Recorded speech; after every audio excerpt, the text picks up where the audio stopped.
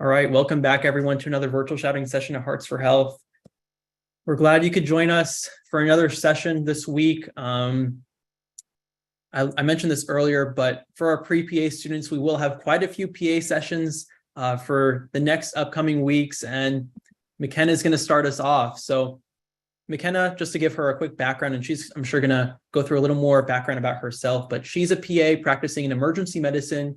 She's a graduate of Barry University located in Miami, Florida.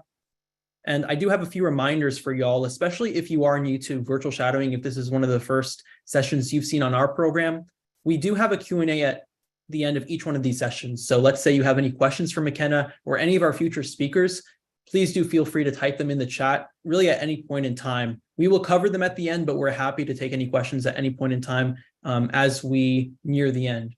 And then my second reminder and my final reminder is that we do have a couple ways that y'all can stay tuned with more sessions. So many of you, I'm sure, have heard about this session through our Instagram page. We also have an email listserv.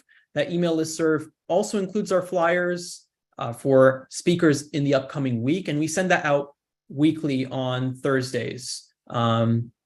But our Instagram page really does include more or less the same information. So either way is fine if you want to follow us on Instagram or subscribe via our listserv. In case you're interested in subscribing to our listserv, how you can do that is by going onto any of our pages on the website and scroll to the very bottom. You'll see a subscription form on the left-hand side. Fill that out and you'll be good to go, and you'll receive those emails within the next week or so. But if you have any trouble with that, definitely feel free to let us know. For any questions, we can definitely take them at our address, which is community@hearts4health.org. Any questions to do with our shadowing program, the reminders I just mentioned, or our other programs, which we will be starting up back again this August or July, around there. We're going to have a few more programs for volunteering and mentorship that are going to start up, but have just been on pause for this summer. So any questions, feel free to direct them there, but I don't want to take up too much time. So McKenna, feel free to go ahead. Awesome. Well, thank you so much, Michael. Hello, everyone. Can everyone hear me okay? Okay. And where's everybody from? Who are we talking to?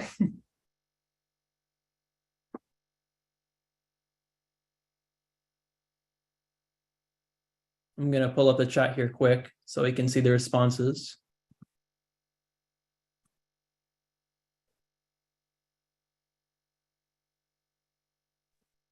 But yeah, if you want to move on, and I'll check the chat once. Okay, well, I am presenting from Los Angeles, which is where I'm from. And that's me. My name is McKenna. I've been practicing emergency medicine as a PA for just over a year now. I have been in the ER for almost a decade, which is kind of crazy to say out loud. But like I said, grew up in Los Angeles, which is where I'm at. I did my undergrad at UCSB, graduated in 2016. I studied biopsychology. I graduated college, went to Europe for 3 months, didn't really know what I wanted to do, came back, started working in the ER at UCLA Santa Monica. I was a scribe over there. I was there for about 3 years or so, ended up being the manager of their team, and decided I wanted to go to PA school. So in 2019, I applied and got in that cycle. I moved to Miami, Florida, and attended Barry University. Survived my first hurricane, my very first week of school, Hurricane Dorian, if anyone remembers that. And about 5 months into school, we had the COVID-19 pandemic. So that definitely threw a wrench into things, but luckily we were able to finish and graduate on time. And so finished in about December 2021, and I started practicing in a few months later. So I was living in San Diego for the past year and a half, working full-time in the ER at Temecula and then part-time in urgent care. And that's me. Okay, so this is a little bit of a roadmap, just a guide of what I'll be talking about today, a little bit of an introduction, which I just went through. Then I'll talk about the PA training, the PA role in our ER, how our ER is structured.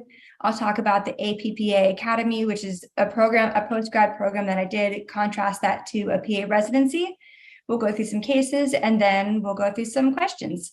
And if anyone has any questions now or want me to touch or talk about anything that's not really mentioned here, please let me know, because this is for you guys, not for me, it's for you. So let me know. So far, no, but we do have a few responses on where students are from. Quite a few Yes. from New York City, Nice. North Carolina, Mississippi, just to name a few. Okay, well, thank you for staying up. I'm sure it's pretty late over there, so I appreciate it. Okay, so the road from PAS to PAC. PAS means PA student. So when you're in school, you will be a PAS, the pause, as we called it. When you graduate, you take PANCE, which is the boards, and you become a PAC. So PA programs range from about 24 to 28 months. Your first year is didactic year, so that's all classroom. It's 12 months, 3 semesters. It's pretty intense. It's based on the medical model. So it's like learning all of medical school, but condensed into a year. So it's not necessarily like the easier route. It's just the quicker, more accelerated route. And I want to say we had about 80 tests our first year. So it's no joke, but you do get through it. And once you're through it, you have your clinical year, which is much more fun. The way ours was set up, it was 8 rotations, each about 6 weeks long at hospitals, surgery centers, and the ER, pediatrics. You see all the different specialties. You do that. And we had an extra month of school for advanced didactic. We had, you write a research paper, you learn about board prep, you learn about job applications, stuff like that. You graduate, you take the PANCE, which is what gets you certified to be a PA. After that, you apply to get licensed in your state. It's not a separate test, just a separate fee. And then there's post-grad program options like a residency, and then you learn on the job. Okay, so super exciting, and thought I wanted to bring it up.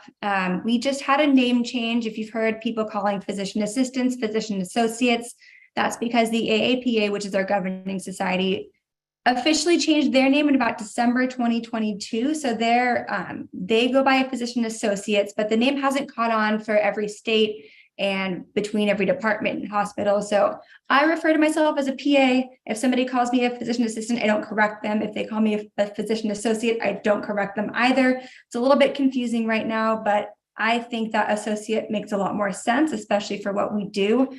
We work much more alongside the physicians rather than as their assistant. So I think the name makes a lot more sense, and I'm very happy about it. Okay, so what does a PA do in the ER?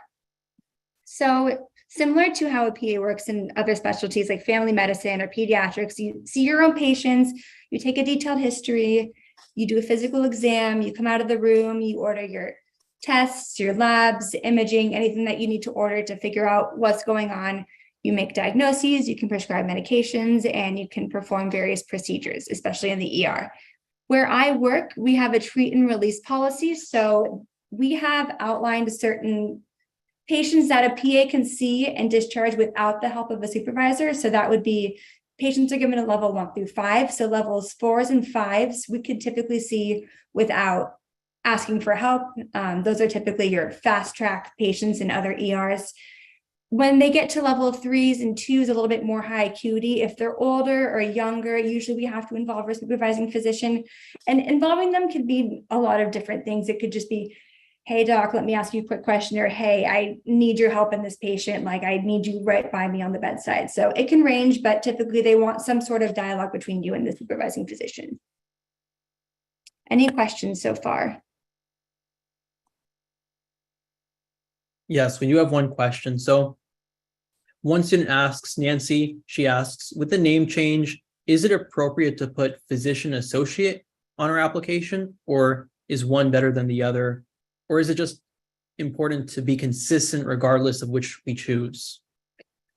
So for your application, I would see what CASPA is recommending. They're the organization that you submit most of your applications through. And so if whatever term they use on their website, I would probably go with that term. You can even call them. I know I called CASPA a bunch when I was applying just to ask them about random questions, and they're pretty responsive.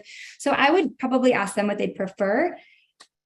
As of now, probably use assistant, but if they're using associate, I'd say go ahead and use it too. You won't be wrong either way.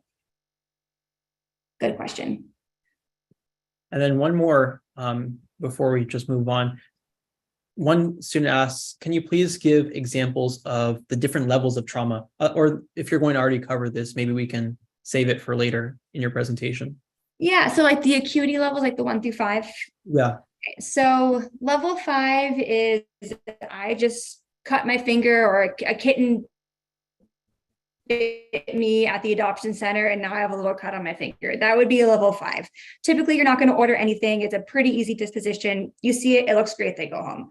Level 4, usually you may order one test. It may be, hey, I slipped on my arm and I think it's broken. You might need to order an x-ray to confirm. You might put them in a splint, and that's pretty much it.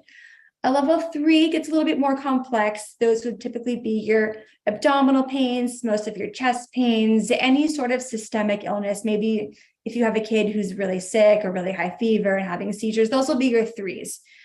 A level 2 will be more higher acuity. So maybe an allergic reaction where they could go into anaphylaxis, or what would be another level 2? Somebody who's coming in as a code stroke, or somebody who's coming in as a known heart attack. Those would be level 2s.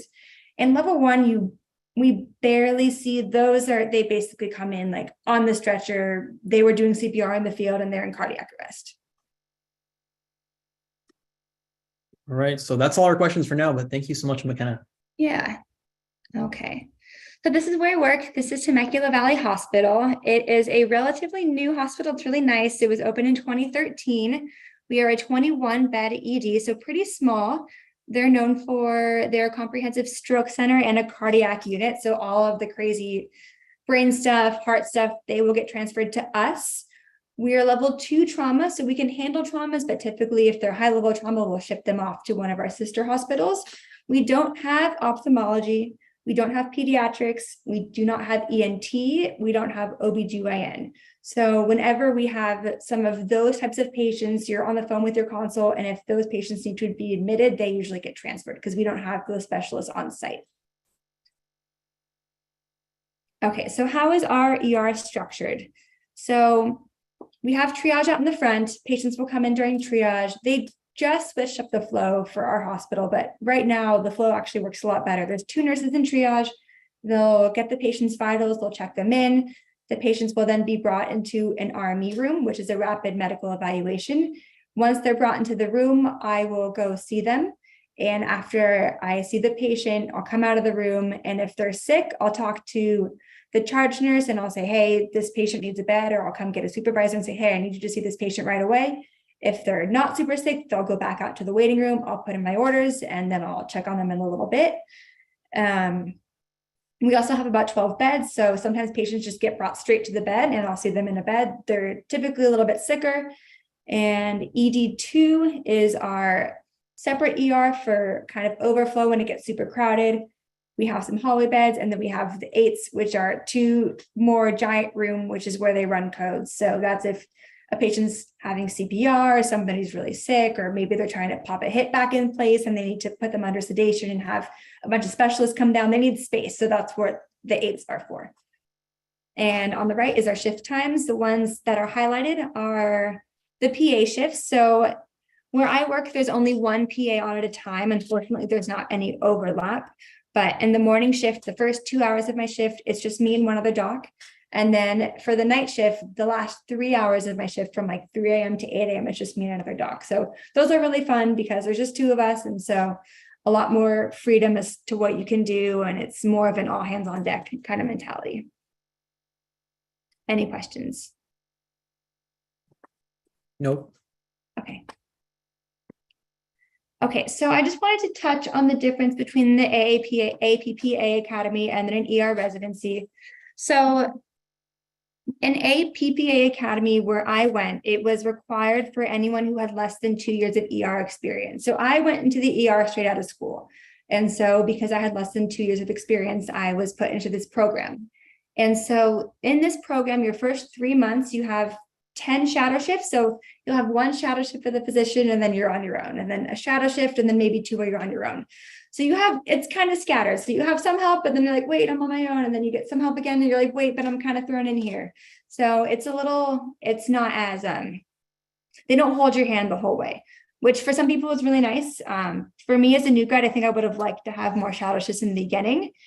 Outside of those shifts in the department, we were given modules and videos to watch. Those were self-paced, and that was pretty much it. So I did put pay on there. When you start out, and at least for our program, the first 3 months you make 55 an hour. The remainder of that year you make 60 an hour. And then after that 12-month period is over, then you can negotiate your salary. Contrasted to a residency, those are 12 to 18 months long. All of your shifts are shadow shifts. So you're either working with an experienced PA or a physician. You have more residents with you. So there's a lot more dialogue between you and other providers. Initially, I thought that if I could get into an ER without a residency, I would prefer to do that, because I thought, why would I do a residency if I didn't need one? And after working in the ER for about a year, I probably would have gone back and done a residency. Just talking to some people who've done them and knowing more about it, there's so much to learn your first few years, especially. You think med students, they finish med school and they have a 4-year residency. And so they have a 4-year residency before they even start practicing. And here I am, just I have a couple of shadow shifts and I'm thrown in. And so if you can imagine how overwhelming that could be for some people, they might be able to handle that and they might like that. But for me, I think a residency, especially for the ER, is extremely valuable. And I would recommend it for anybody who would be going into this field. Any questions on that? No. Okay, so I have a couple cases. I wanted to do cases that I saw my last 2 shifts working. So it was like you were kind of shadowing me this week, even if you weren't. So this is kind of an overview of the cases that I have.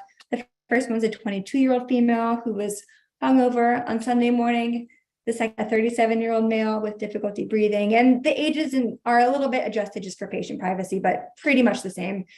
A 39-year-old female whose chief complaint was water broke, and then a 45-year-old male for an ear laceration, which Eric was a part of. Okay, so case number 1. So this is a 21-year-old female. She's coming in for nausea and non-bloody, non-bilious vomiting, which began at 6 a.m. She told me that she had gone out for her boyfriend's birthday. They had a few drinks when they were out, and then she went home, fell asleep. The next morning, she woke up and she was uncontrollably vomiting. States that she doesn't think that she was hungover. She says that she was just drinking and that this vomiting started. She's never been hungover like this before. She said that she threw up so hard that she peed herself. And then when I kept on talking to her, she noted some epigastric or upper abdominal pain. She had some shortness of breath, and said that these started after she was vomiting. No fevers, no chills, no chest pain, no diarrhea. Past medical history, she does have history of anxiety. She does not take any medications. She occasionally drinks, no tobacco, no other drugs. She lives with her boyfriend. She feels safe at home. She doesn't feel like she was roofied, nothing crazy like that. No family cardiac history. Okay, so from this history, what is important or what jumps out to you guys? If you could answer in the chat box, that'd be really cool. While we wait for answers, we do have a couple questions that did pop in, so maybe we can go through those. The first of them is it typical for PAs to work more than 40 hours in the ER per week?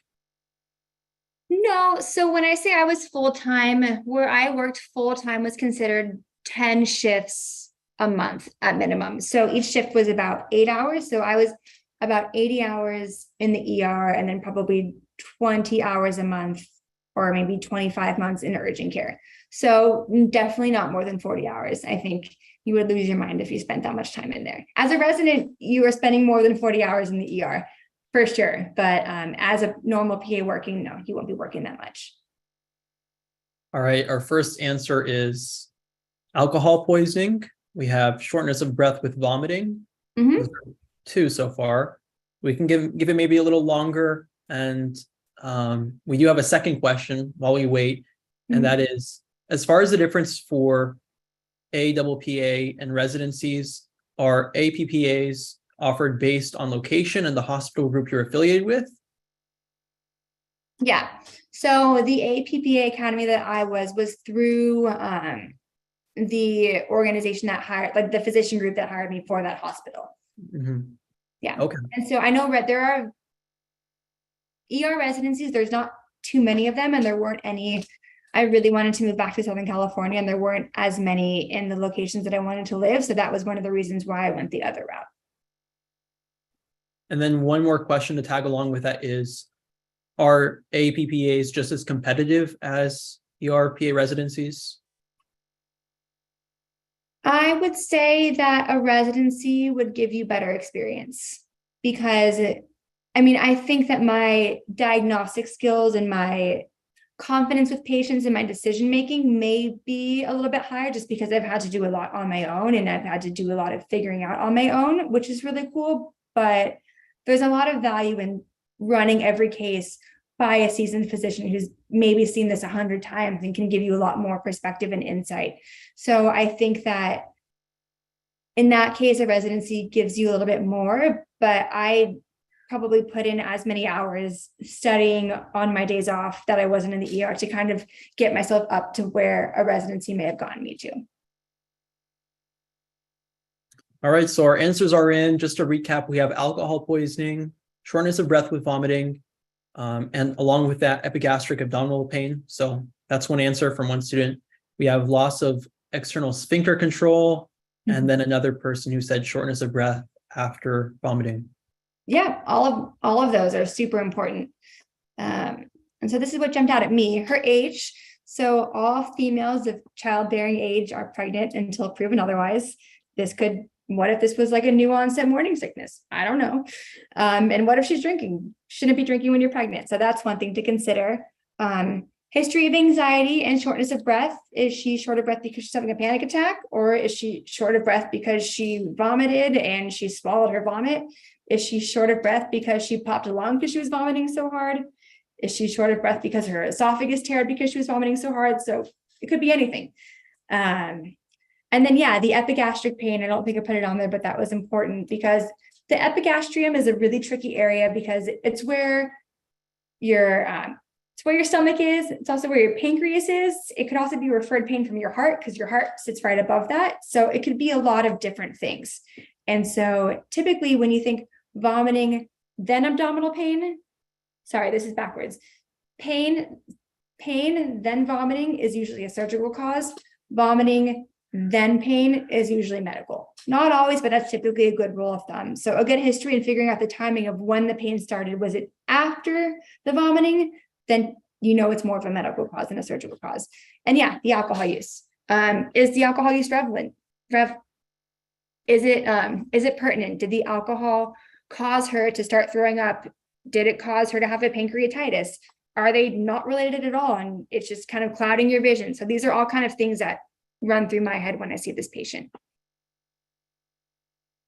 Okay, and yeah, the working differential, just kind of how I talked about. You think about the chest, think about the lungs, think about the esophagus, anything in that area, think about what's most common and what could kill them, and then everything else in between.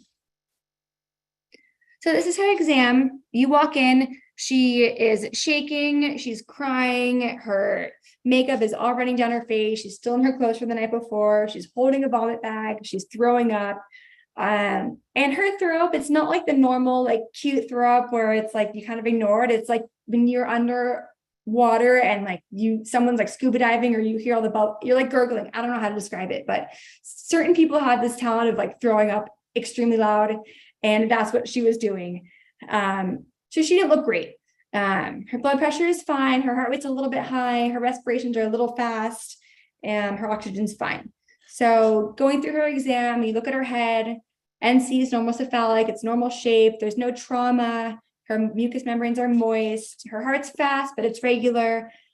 Her lungs sound clear.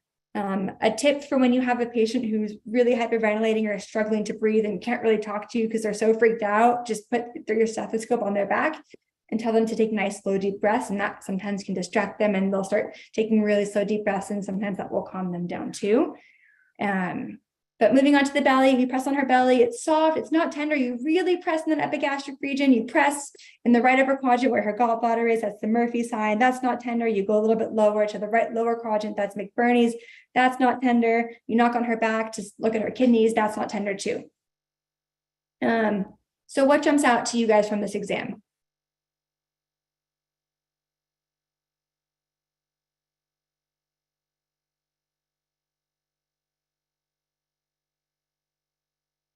maybe while we wait, we can also go through a few more questions. Yeah.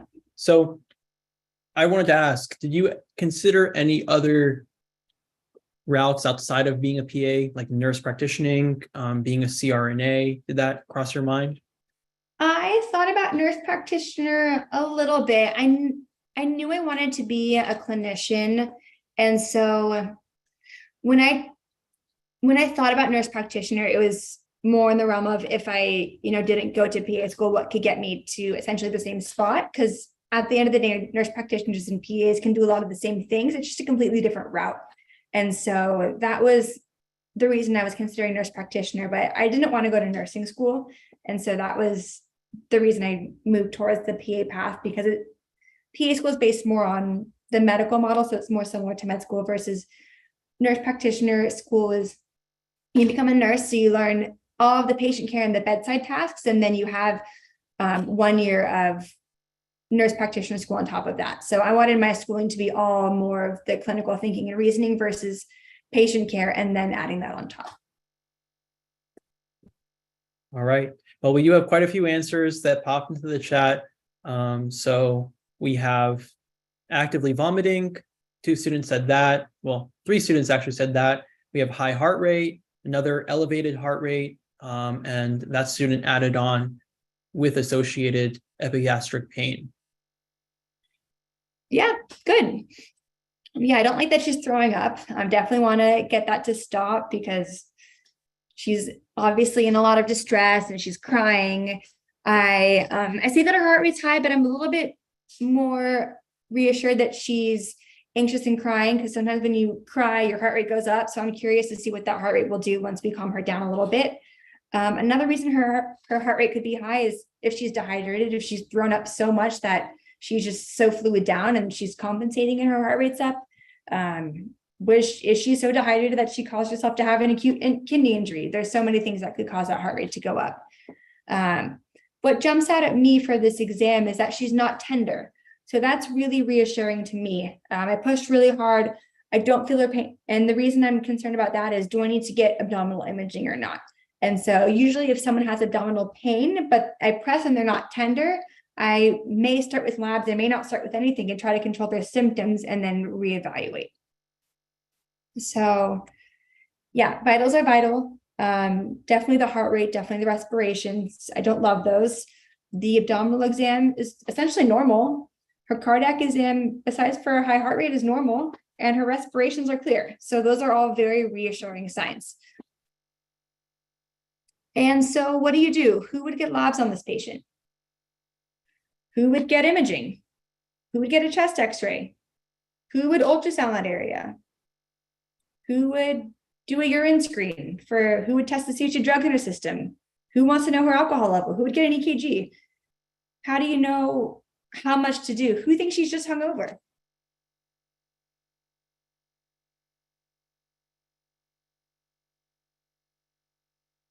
You guys can type or I can go on.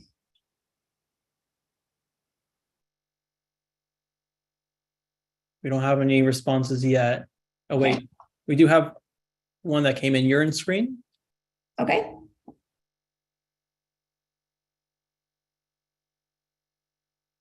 And if you want to move past, cool. For now, yeah. Okay. So when you first see a patient, what you kind of think about is, are they staying or are they going? You kind of want to know that in the back of your head right away. You also want to think, okay, what are the worst things that could potentially kill my patient? Kind of like I said earlier. And then if they can go home, what kind of resources do they need? So I kind of base my diagnostic tests on that. If the answer of that test isn't going to figure out if they stay or go, if the answer to that test isn't going to be a life-threatening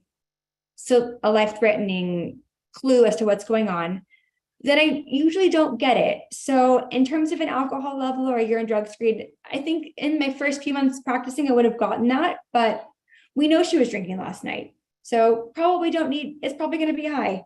Even if she did do other drugs, maybe if she was altered, if we weren't sure, if she wasn't talking to us, I would consider doing a urine drug screen, but I don't think it's going to change the management of this patient. So probably would hold off on that for now, but definitely a good thought.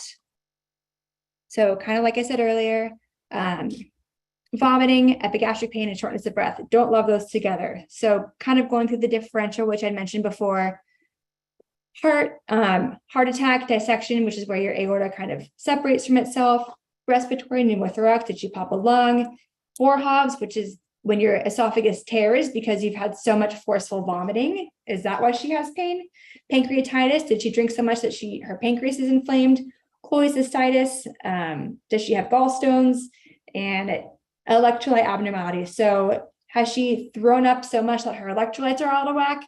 Were her electrolytes all out of whack, which caused her to throw up? Did she take a bunch of other drugs? Did she have a kidney injury? And is she pregnant?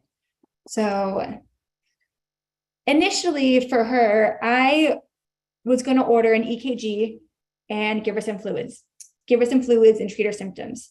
And that was in a pregnancy test. And I didn't think we needed labs. I didn't think we needed imaging.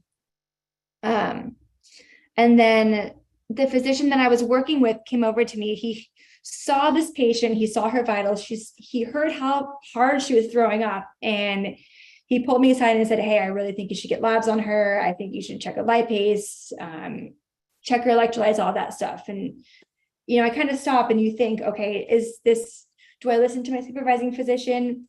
Do they know more than me? Do I trust my gut? Could I be wrong? Am I missing something? And so these are all things that go through my head as well.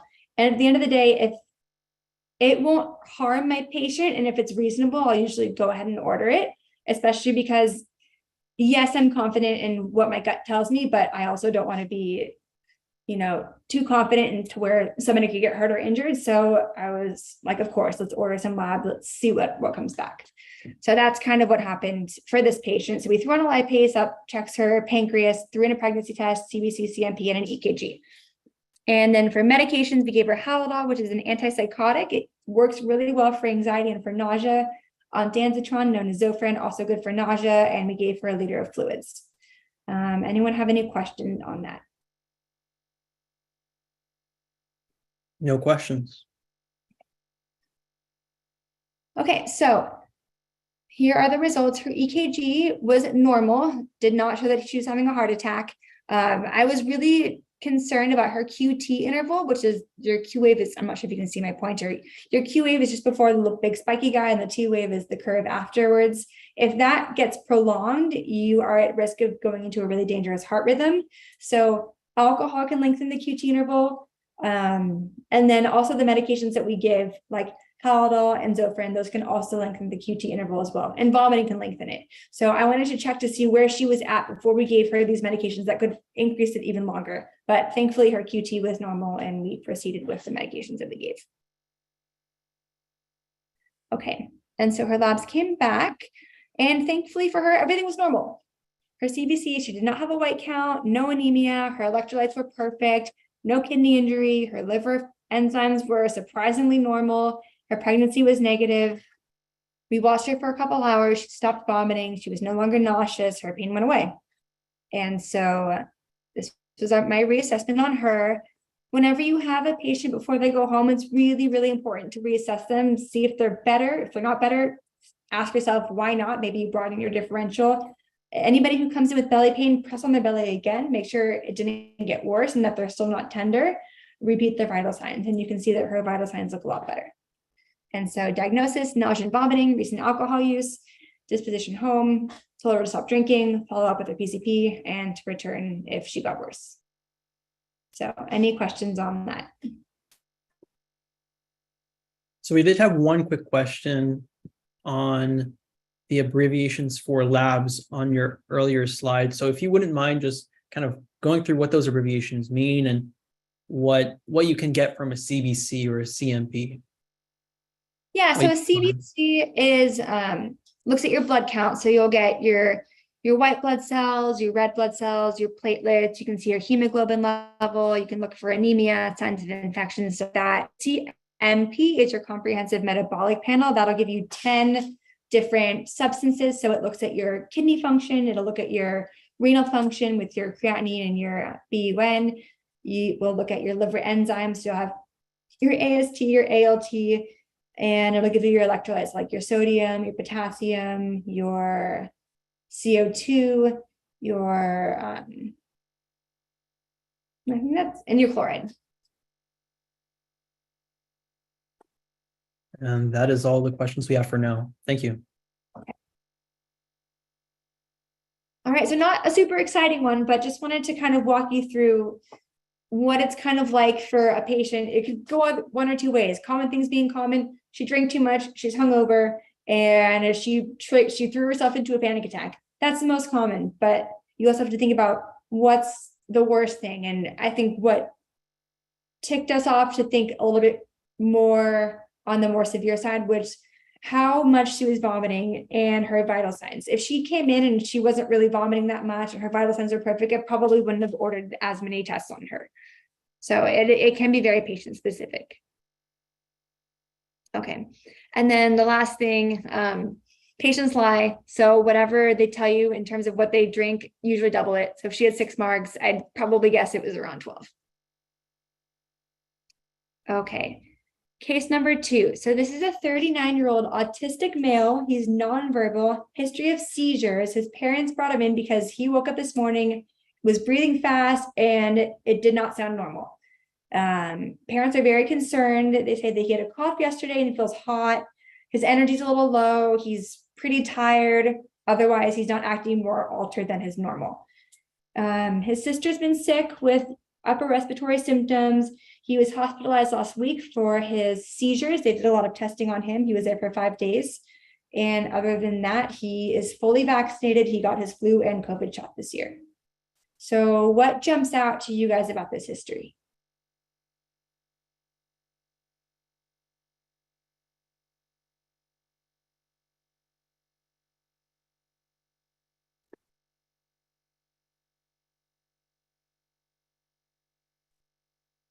If you don't mind, maybe we can ask just 2 questions while we wait for people to get around to answers.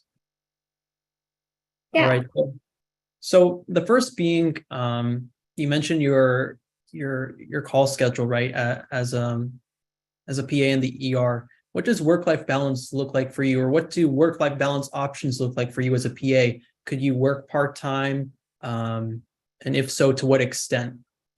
Yeah, so really good question. And my first year, I think I burned myself out a little bit too much with working 2 jobs. I was working probably 12 to 14 shifts in the ER and doing urgent care shifts. But once my first year was over, I moved to LA actually, and I scaled way down on my ER shifts. So I'm probably there maybe once a week or once every couple weeks. And I will be starting another urgent care job, which is just 3 shifts a week.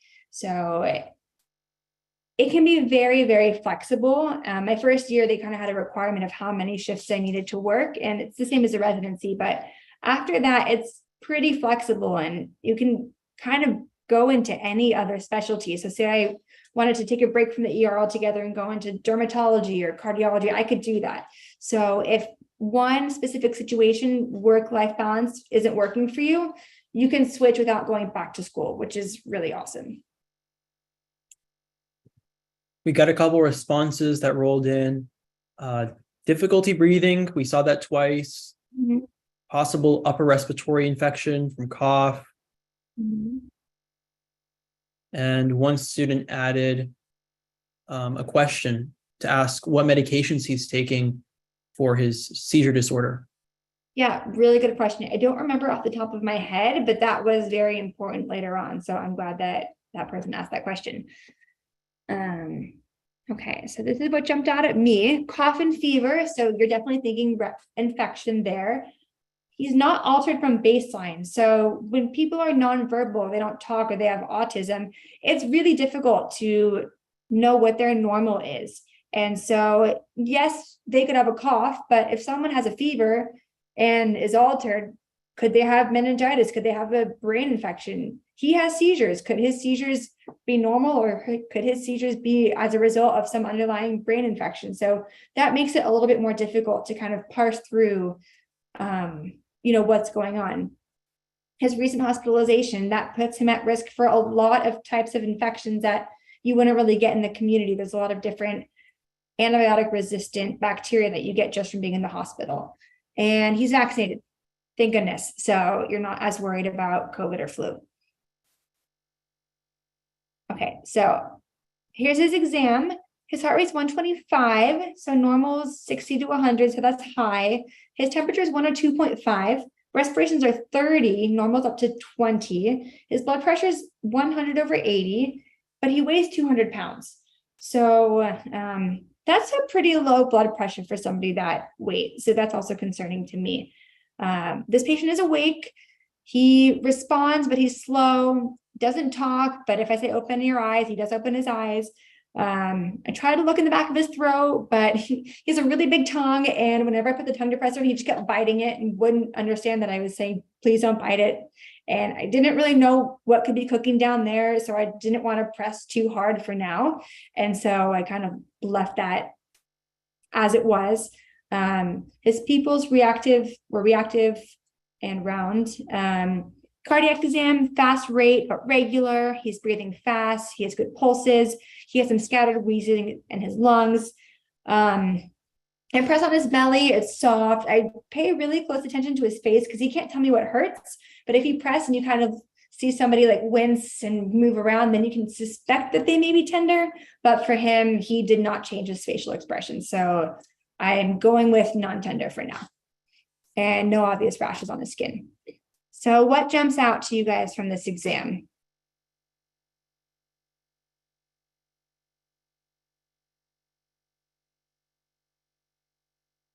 While we wait, we do have another question. So we've heard on shadowing in general from past PA speakers that there's a lot of lateral mobility in terms of the specialties that you can do as a PA. Mm-hmm. Have you ever seen a colleague work two specialties at the same time?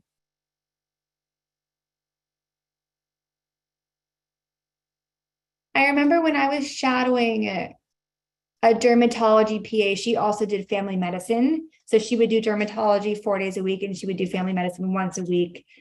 As far as my colleagues who just graduated school, most of us are kind of staying in one field. I think it's pretty normal to stay in one field, at least your first year. And then, you might add something that's a little bit more chill. Like some people might do like aesthetics 1 day a week. Yes, it's not as common to work both, but I know it does happen. And for the responses that rolled in, we have high heart rate, high respiratory rate, and 2 for low blood pressure. Yeah, great. Okay, so these are all the differentials. I'm not going to go through all of them, but these are all the really bad things that could be going on with this patient. When I look at this patient, his sister was sick, he had a cough, he has a fever, you're thinking pneumonia, that's the most obvious, but you can't hone in on pneumonia. You kind of have to go through all of the other things that can go on. So all of the other pulmonary bad guys that could be going on are listed there. You can think cardiac, and then you can think outside, what other things could make you feel short of breath, and that's the other category there. I won't go through all of them unless somebody has a specific question on that. Okay, so in our ER, we have what's called a code sepsis. So sepsis is your body's over response to illness. So your inflammatory markers are going crazy. There's a lot of inflammation. Your body's trying to fight some sort of infection, and it basically goes multi-systemic into your bloodstream. It actually has a pretty high mortality rate. I think 20% of people who are in sepsis can actually die. So it's pretty serious.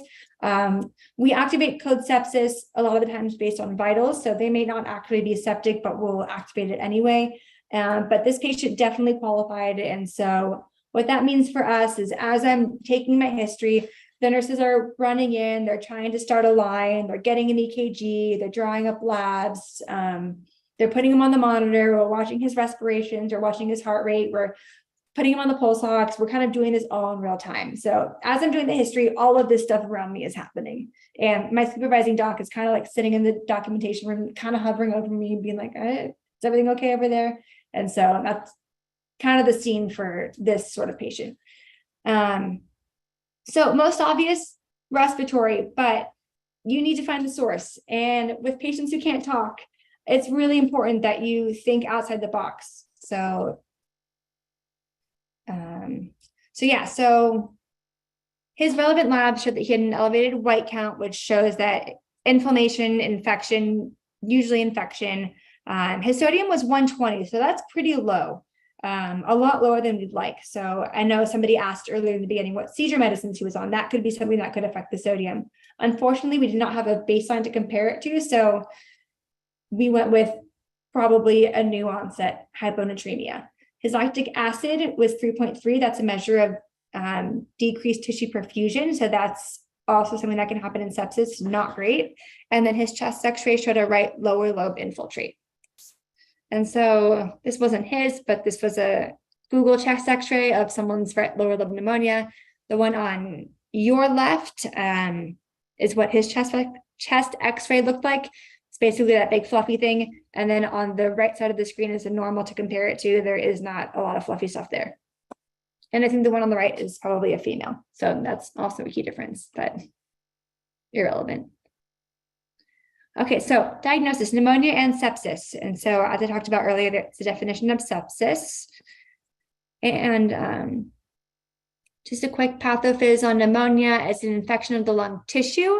You can get it by inhalation. So upper respiratory virus or bacteria, you inhale it, it goes down into your lower lungs. They set up a party, inflammation occurs, you have an infiltrate, or ingestion. So if the patient's coughing or something goes down like the wrong, if you're eating something and it goes down the wrong pipe, if it goes into your lungs, usually your response is to cough. But if you don't have a good cough response, if you're altered, if you're drunk, sometimes that can go into your lungs and that can be a nidus for an infection to kind of form around. So because of his history, he had a big tongue, I couldn't see the back of his throat. I don't know if he coughed so hard that he done something. You're thinking it could be either. Those are some common symptoms of pneumonia, and then the diagnosis is usually by an x-ray. That being said, pneumonia is technically a clinical diagnosis, meaning that even if a patient has a normal chest x-ray, you can still diagnose pneumonia with a clear chest x-ray because they don't always show up right away. Sometimes patients are really dehydrated. So if you give them some fluid, sometimes then the infiltrate will blossom up. So those are two key things to think about. If it looks and smells like pneumonia with a normal chest x-ray, you can still call it pneumonia. Okay. So treatment, we gave him some fluids. We treated his fever. We gave him antibiotics. Our specific antibiotics were targeted because he had recent hospitalization. So we cover for specific bugs. His low sodium, there's a bacteria called Legionella, and that's a type of pneumonia that characteristically causes low sodium. So in that case, we added azithromycin to his regimen. And he gets to stay in the hospital. And these are some like calculators that you can use if you're unsure about whether or not your patients should stay or how sick they are. They're just kind of tools that you can go through. But in my case, patient looked terrible, vitals look terrible, he's sick, he stays. Any questions so far? No questions. And then if the chest x-ray was negative, you want to think about other sources of infection. And so these are other systems that you could think about. Okay, case number 3. So this is a 28-year-old female, G2P1A0, 36 weeks pregnant, stating, I think my water broke. So what are everyone's first thoughts on this?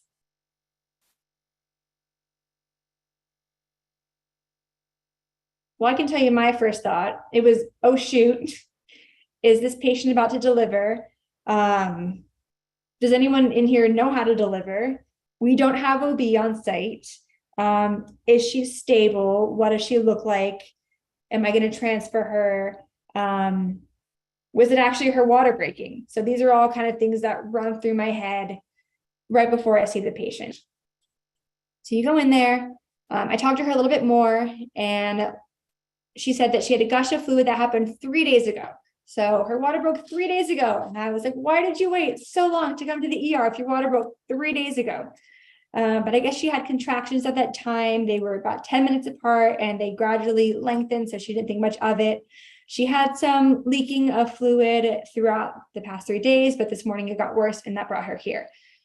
She's had a normal pregnancy besides for hyperemesis gravida, which just basically means we throw up a lot. She has her OB care in Del Mar. She takes prenatal, baby's still kicking. Otherwise, no fevers, no abdominal pain, no vaginal bleeding. And what is the emergent thing that you want to know or that you need to know about this patient before you move forward?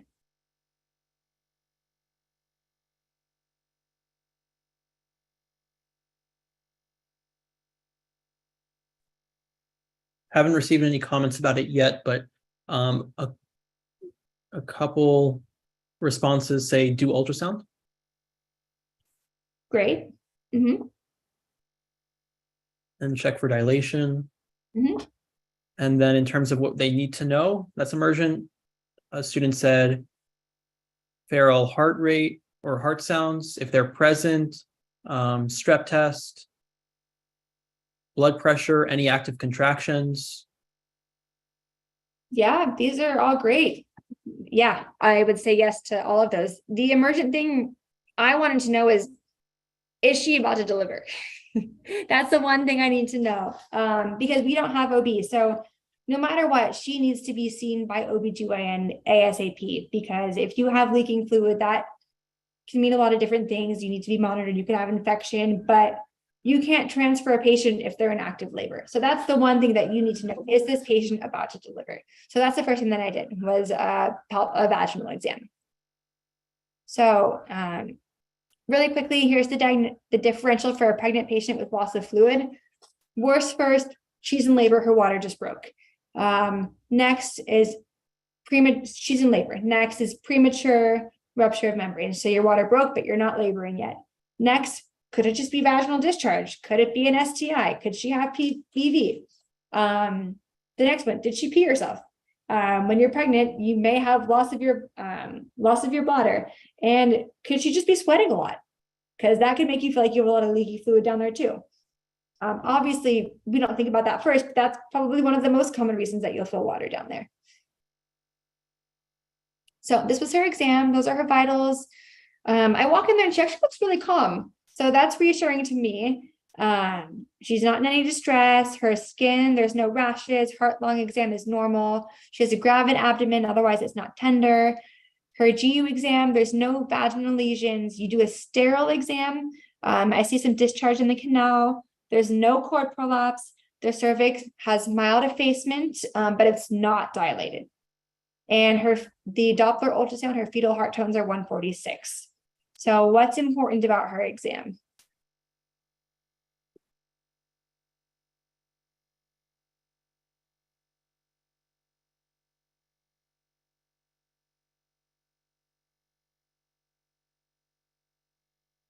Not anything yet on the chat.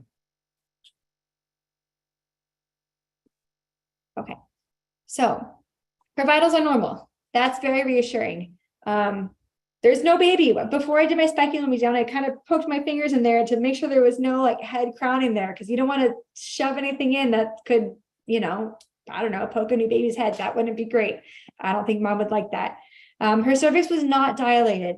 Thank goodness. There was some stuff oozing out. It definitely did not look normal. It looked like she was very, very rife, but it wasn't dilated. And she had some discharge there and her fetal heart tones were normal. So this patient is very pregnant, going to have a baby soon, but not soon enough where I don't have time to send her off. And in her case, ultrasound would have also been a really good thing to do. We just didn't have it available at the bedside, the formal ultrasound. Something else we could have done was to look to see how much amniotic fluid she may have lost. But in this case, we were able to get her out and get her to OB pretty quickly. So first things first, call OBGYN. That is the number one thing to do. You want to get your consults involved very early. Some orders that we also put in were a CBC, look at her blood count, check her electrolytes, get her blood type, her RH status, her urinalysis. Bedside ultrasound, we could have looked for the fetal position, estimated fluid loss. You could test for BV, chlamydia, gonorrhea, trichomonas. I think someone said group B strep, which is also important. Nitrazine, which is to test for the amniotic fluid to see if it truly was her water breaking. But doesn't really matter because OBGYN is probably going to do all these tests anyway. So the most important thing, see if the water actually broke, get her out. So I talked to the OB/GYN resident. They accepted the patient for transfer. We transferred her as a code 3 licensed sirens, just in case she delivered on the ambulance. You want them to have the highest level equipment possible. Labs that came back, her CBC was normal. Her CMP looked great. Nitrogen test was negative, and that might have been because her water broke a few days ago and the fluid was just normal vaginal discharge, and her vaginal cultures were pending. And so what she likely had was pre-labor rupture of membranes, which is when your water breaks before you go into labor. It's treated differently based on how far along you are, but the complications of untreated PROM is intrauterine infection or preterm delivery. So regardless, she needs to be under the care of OB/GYN because she's probably going to deliver ASAP. And if she doesn't, she needs to be under close watch so that they can treat her for any sort of infections that may have caused this. So when do you deliver in the ED? If I look in there and my fingers touch a little baby's head, you can't send the baby, you can't send mom to the hospital because that baby's coming. If you go in there and the cervix is fully dilated and it's effaced, she's probably about to deliver. So if OB is close and they're upstairs, you might have to deliver them in the ER. Luckily for us, no crowning, she wasn't dilated, get them out. Okay, when would you not perform a digital cervical exam? So that's when you kind of place your fingers in the vaginal vault and test to see if the cervix is dilated through your actual fingers. Obviously, if the baby's crowning, a history of placenta previa. So if the placenta is overlying the cervix and you put your finger up there, it could cause it to rupture and she'll bleed, and that's not good. And then pre-labor rupture of membranes. So you can stick your fingers in there to see baby, but you don't have to put them all the way up because you don't want to accidentally poke them through the cervix. Okay, and this just says that someone in true labor is not stable until the baby and the placenta are delivered. Okay, any questions on that before we go to the last case? No, but I just have to say, these are really interactive. These are detailed. I love it. Oh, thank you. Oh, well, they're fresh. They just happened. So, yeah. Okay. That's great too. Last one. This is a 65-year-old diabetic male. He's here because he cut his ear. He's staying at the nearby casino. He woke up in the middle of the night to pee. He fell onto a table and cut his ear. He says he didn't black out. He wasn't confused afterwards. He didn't pass out. He didn't have a seizure. His left ear hurts. His body out of 10. He can hear okay. There's no rigging. His tetanus is up to date. He's not on blood thinners. So important history for him. He's diabetic. He takes metformin and insulin. He has a sulfa allergy, and he frequently drinks alcohol. Okay. And this is his exam. So this is what you see. His heart rate's normal, respiration 16, blood pressure is 120/80, satting well, temperature is 98.6, head, no other signs of trauma. And you look at your ear and you see that. So it's not great. It's not a simple laceration. You can see the top part of his ear here. It's completely separated. You have a laceration kind of running through the whole upper helix there. And it kind of extends to the back as well. And you can see there's a little bit of black stuff at the top. It's not pretty. It's not a simple laceration. And you're just like, why did you not come last night? And he's like, I don't know. I was tired. I was drunk. And you're like, all right. So yeah, that's him. So the first thing for him is you need to make a plan. So for him, I wanted to get him really numb so that we could clean him well. Eric, who was the tech, helped me out, which was awesome. We kind of numbed all alongside the laceration here. You clean really, really, really well so you can irrigate all of the bad stuff that might be kind of locked in there.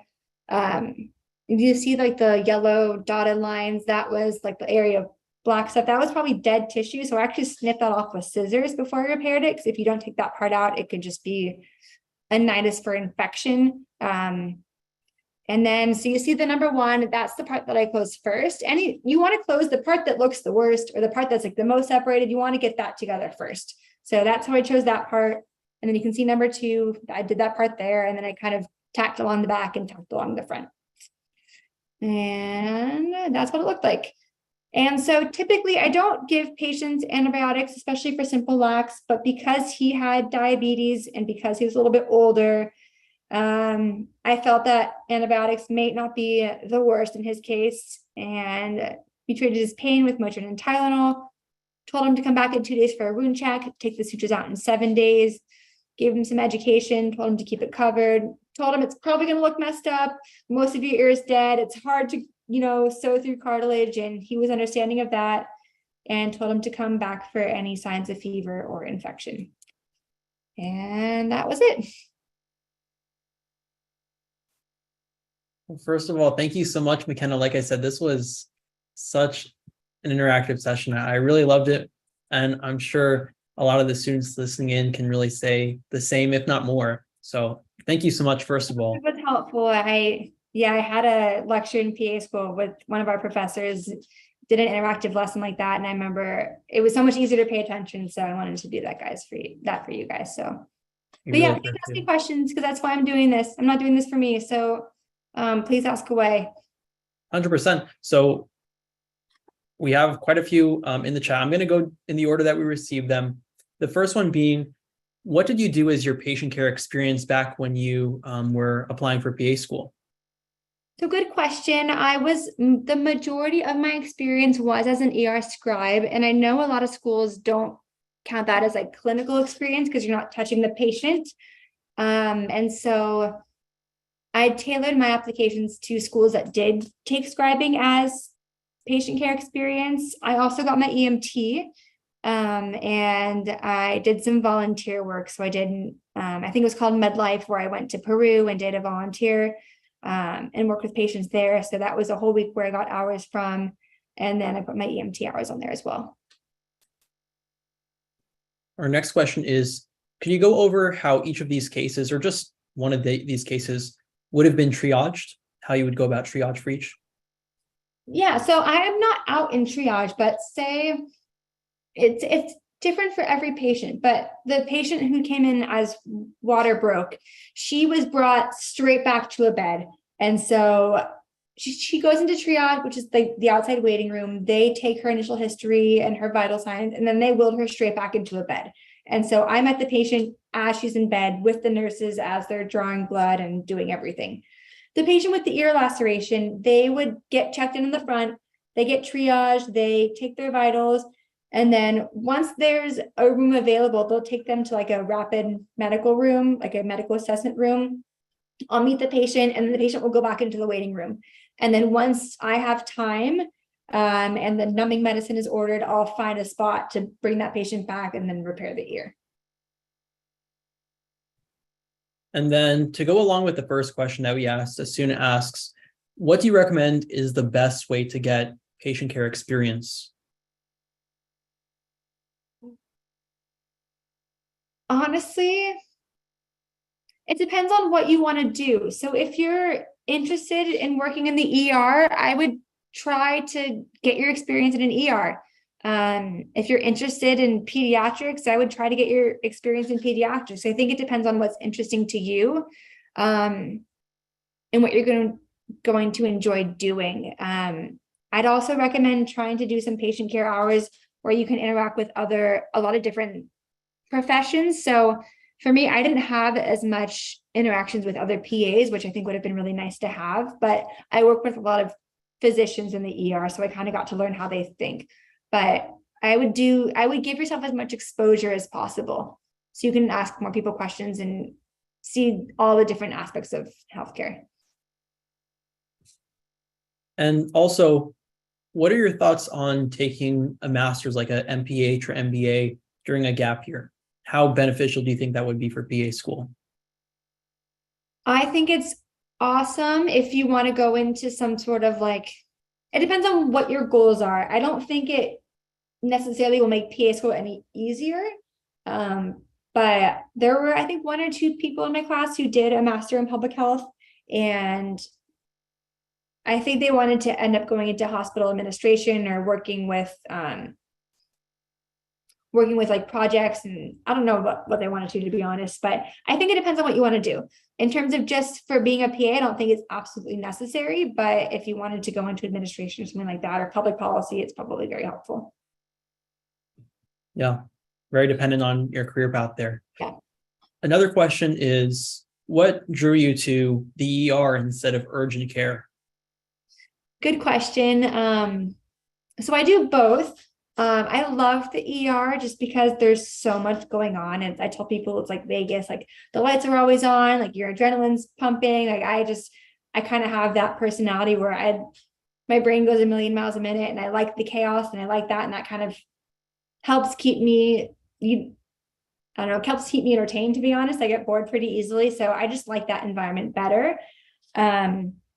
But then you get really burnt out and it can be very stressful. So urgent care can be very nice because it's like the ER, but much simpler cases. So I think a balance is really nice. And a lot of people who work ER end up moving to the urgent care world eventually. Our next question is, are any residency programs paid for or granted scholarships? So they're all paid for, which is nice. I want to say they start at about like between 60,000 a year. And I know that ones in New York, I think we're up to 90,000 a year just because the cost of living there is so much higher. And I know there's a ton more residencies on the East Coast than there are in California. So that is something that's definitely really cool. But yeah, you don't pay for residency pays you, but for the amount of hours that you work, it's probably ends up coming to be less than minimum wage, to be honest. Yeah, it just is that way for doctors, for PAs, just across healthcare when you're training. Yeah, So you're putting your time. yeah. So we mentioned earlier at the very beginning that you're a graduate of Barry University's PA program. What would you say made that PA program different from the rest? What do you like about it that was different from other PA programs you applied to? So Barry was in Miami, so that was really fun. I always said if I left California, I would only want to go to Miami. So I got very lucky there. It's very diverse. So you walk around Miami and the majority of the languages that are spoken are not English. So that's really cool. During our program, before clinicals, we had 2 weeks of medical Spanish. And so we had like a medical Spanish intensive course. And I remember my very first 2 rotations, some of my patients only spoke Spanish. So not only are you trying to do a patient history for the first time, but it's in another language. And so that was very challenging, but I think it's made me and my Spanish a lot more competent just because I had to kind of go through that. And I think most PAs, or I guess the interview at Barry was very much more relaxed than other programs, or from what I've heard. And it seems like they kind of look at the applicant more in a holistic approach rather than just like your stats. So that's what kind of drew me to Barry. All right, let's wrap up with 3 more questions. So what drew you to travel work recently? So in terms of Just deciding to go ahead and travel around instead of stay to one site while you're working. So in the ER, it's very common for the providers to work at more than one place because it's shift work. So you might work full-time somewhere, but then you're part-time somewhere else, or you're per diem here. And so then you can pick up shifts or give shifts away pretty easily. And something about ERs, the providers that they hire are hired through physician groups, and they're not hired through the hospital. So a lot of the times the physician groups change. So jobs can be a little bit unpredictable sometimes. So it's nice to kind of have your foot in the door in a few different places. And I recently moved back to LA just because I'm from here and I love it here. So that was more of a personal choice. Definitely. I mean, you got the weather either way though, Miami to LA. Yeah. That's nice. Our next question is, would you recommend taking residency right after graduating or waiting a couple of years to establish your knowledge before hopping into a residency? Good question. I think you could do either. I actually met with, I think, someone from a residency program up north, and they were saying that they have students who come right out of school and they have students who do the same thing. They take a couple of years off and then they go back to school. If you know that you want to do ER and you're pretty certain, I think might as well just apply for it and see if you can get in right off the bat. It's going to be a big learning curve regardless, but I'd say just rip off the Band-Aid and do it. But if you don't really know what kind of specialty you want, or you want to change specialties, I would say maybe work something totally different and see what you like. And if you change your mind, then you can apply to a residency a couple of years later. Either or, honestly, people do both. All right. And our last question is from a student who wanted to ask if you would mind sharing your email or your Instagram handle just for students to get in contact with you. Like they said, this session was so great. So a lot of people would love to stay in touch for any questions they might have afterwards. At the beginning, I spelled Gmail wrong, so I apologize, but that's my email. It's mckennaperel@gmail.com. There's the I in there. Please email me. I'm happy to talk to you guys. This was really fun. So thank you so much for having me. 100% McKenna. I have to say this was probably one of the most interactive sessions that we've had on virtual shadowing. So like I said before, thank you so much for it. But I do have just a couple last reminders before we do close for our shadowers. So I've posted the quiz in our chat box. That quiz is just 10 questions. You have to have 6 or more in order to pass. And once you do pass, you'll be sent a certificate just to credit you the shadowing hour that you've spent with us today. It will be due next week on Wednesday, July 5th at 11:59 p.m. Central Standard Time. And just in case you don't happen to receive the certificate after passing, please do check your spam folder. But just in case it doesn't go there either, definitely shoot us an email. Again, our email is community@hearts4health.org. That quiz is also available on our virtual shadowing page and also under our video description. So there's 3 places you can access it, all the same quiz though. And then for our next shadowing session, like I said, we'll have quite a few PAs.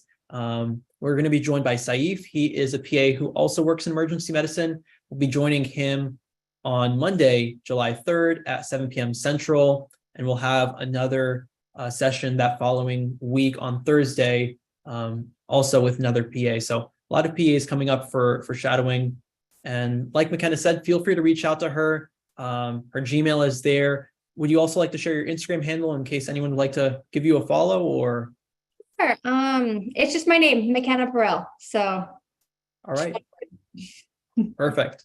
Well, thank you again, McKenna. Let's hear some thank yous in the chat for McKenna. She took some time to get this presentation together, but that will wrap it up. I hope all of y'all have a great rest of your evening, and we'll see you on Monday.